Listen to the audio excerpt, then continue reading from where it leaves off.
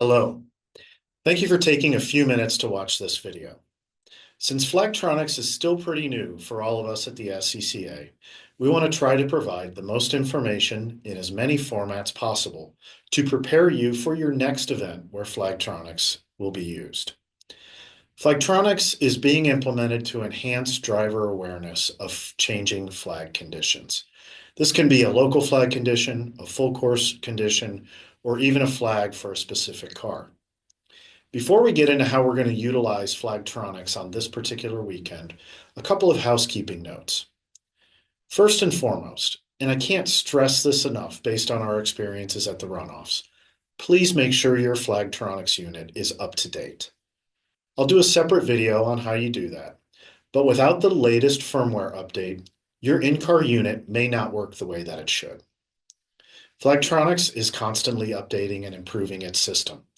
And just like a computer or a mobile device or anything with a computer inside, it's critical to have the most current update that is available. Also, it's important that SCCA has your Flagtronics serial number that is associated with the car it's installed in. You do this within your Motorsport Reg garage. The serial number is an 8-digit number starting with 2000, 2000.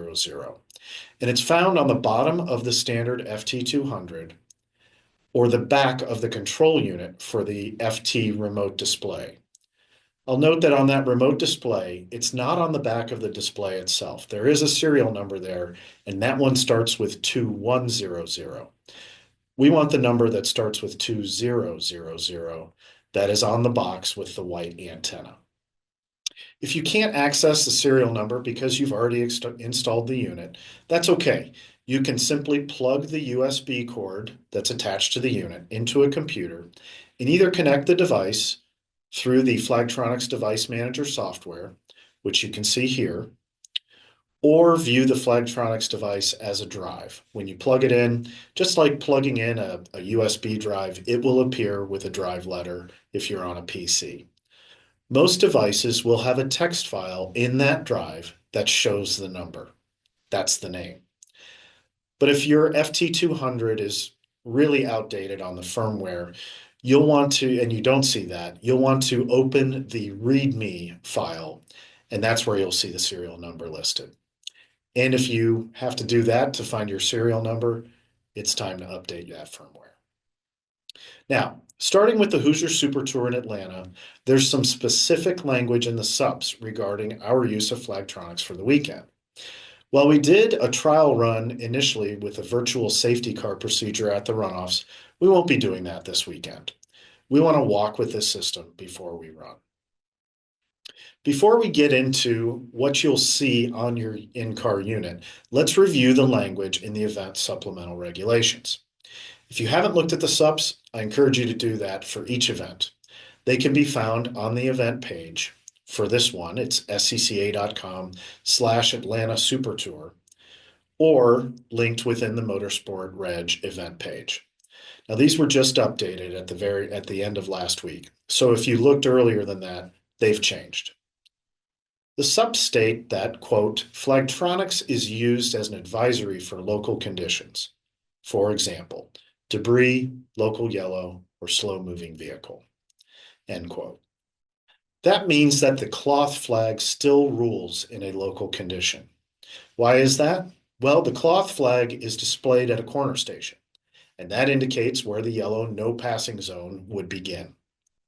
This is a little different than the language that was in the runoff subs last year, which talked about obeying the more restrictive flag. Now, this opened up some potential situations where a driver had a yellow on their Flagtronics, but no cloth flag at the upcoming station. It didn't tell the driver where the yellow was. So, for this weekend, if you see a local condition change on your Flagtronics, find the next flag station with your eyes and follow the flags you can see at those stations. The subs continue to say, quote, however, during full course condition situations, drivers will adhere to the more restrictive flag condition. For example, Flagtronics shows full course yellow, corner flag station is green or has no flag. then Flagtronics full course yellow would take precedence, end quote. One major benefit of using Flagtronics is that all cars receive full course conditions at exactly the same moment, regardless of where they are in relation to a corner station.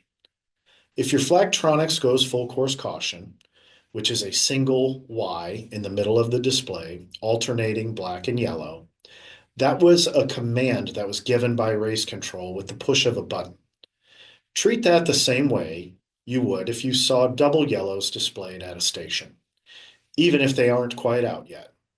Sometimes there's a slight delay between that command being given in race control, it being communicated over the radio, and then the corner station marshals picking up the flags and actually displaying them. And just a reminder, in a full course caution situation, the no passing begins immediately, not when you get to the next corner station. Now, similarly, on a start or a restart, your Flagtronics will show green when your group has received the green flag, regardless where you are in the field or on the racetrack. This is a big benefit of Flagtronics. When the safety car turns its lights out, the Flagtronics will go into a blank state display. On the standard FT200 unit, that would be a single line of alternating blue LEDs at the bottom of the display. That's just to let you know that it's still on. On the remote display unit, because there's one less row of LEDs, it won't display anything at this time, although an update later this year may move those blue LEDs to the top. Going to the blank state helps those that can't see the safety car lights know that we're preparing for a start or a restart. Additionally, so as not to have any conflicting information displayed on the course during a start or a restart, the flag stations approaching the start line will drop their double yellow in preparation of that green flag coming out.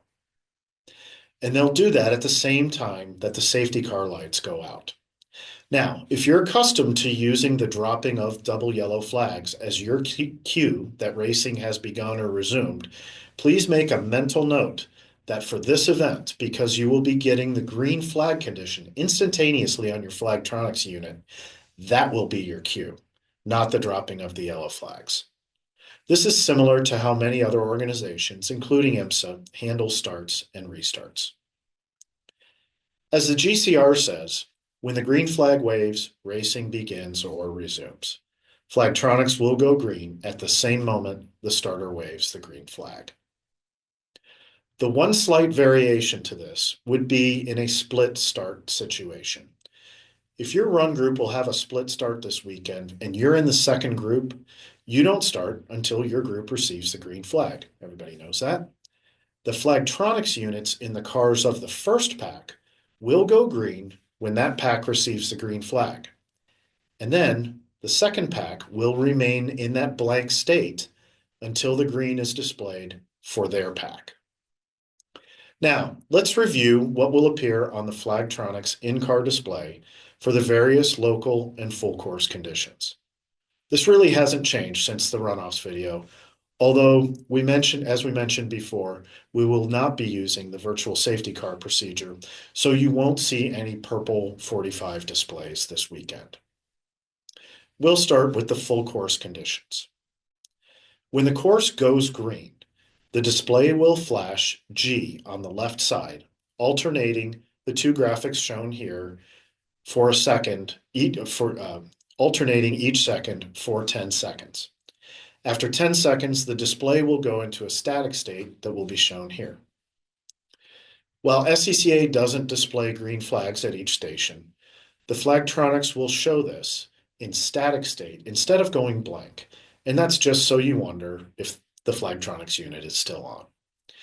It is important to note that any local flag conditions may override this state. Here again is our full course double yellow condition that would coincide with the corner stations showing two yellow flags held stationary. These two graphics will alternate each second for 10 seconds before going to a constant full screen yellow with a black Y in the middle.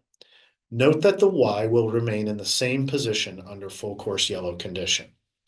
We will only move it from one side to the other in a local waving condition, and we'll get to that in a little bit.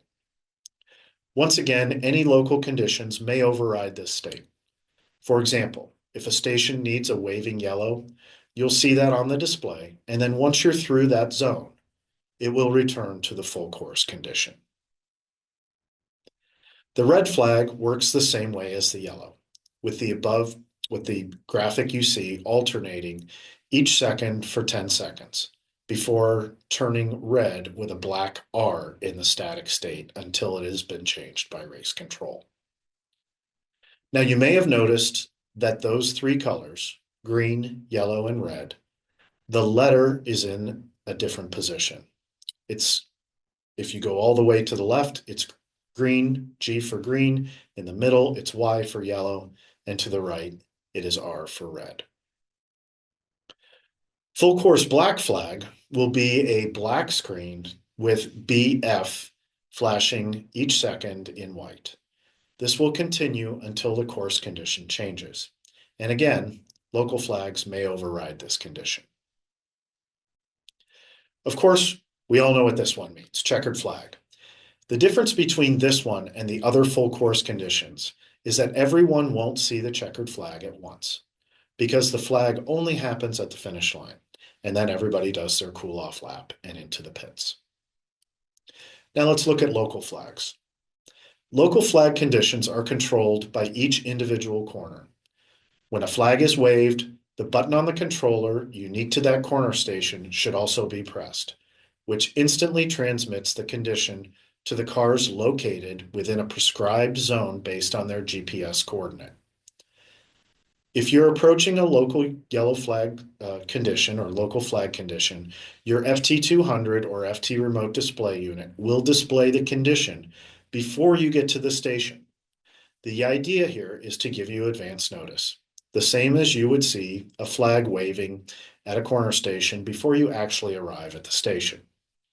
As we mentioned earlier, the local flags are advisory to the flag on the Flagtronics units. When you see something change on your Flagtronics, look for the flags at the corner stations. A standing local yellow will display LY in alternating yellow and black backgrounds every second. A waving yellow will have the Y alternating from the left side to the right side of the display every second to simulate a flag waving from side to side. This is different from the full course yellow, which has the single Y in the middle at all times. As I mentioned before, just because you see a waving or local standing yellow on your screen does not mean no passing until you've actually reached the station with the yellow flag. Remember, SCCA flag rules still apply, and the no passing zone for local yellow starts at the point where the flag station intersects with the racetrack and then ends once you've passed the incident. Because the system doesn't know exactly why a local flag condition exists, or where the disabled car may be relative to the station, your display may actually go back to green before you've passed the incident. This means that you've entered into the sight line of the next corner station, and you're now in that station signaling zone. Just like you can't see a local yellow flag behind you, the Flagtronics display won't necessarily stay yellow, unless the next station is also displaying a local yellow.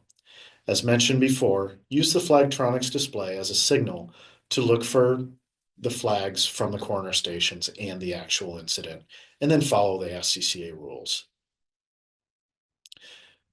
The other local flags you might see are informational, including the surface flag, which alternates between red and yellow bars each second, a white flag for a slow-moving or emergency vehicle would display with alternating black and white backgrounds with a W in the center.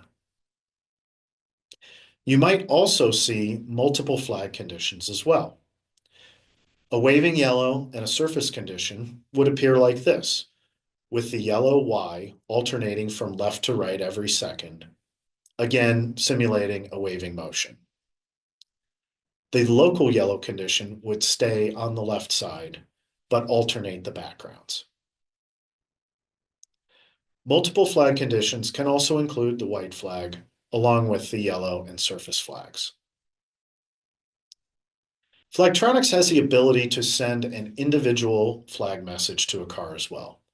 This could be a black flag or a mechanical black flag, otherwise known as the meatball flag. When a car enters the pit lane, if a vehicle is exceeding 40 miles per hour, the Flagtronics device will have an unlit background and flash SLO for slow in the color of the full course condition until the car has dropped below 40 miles per hour.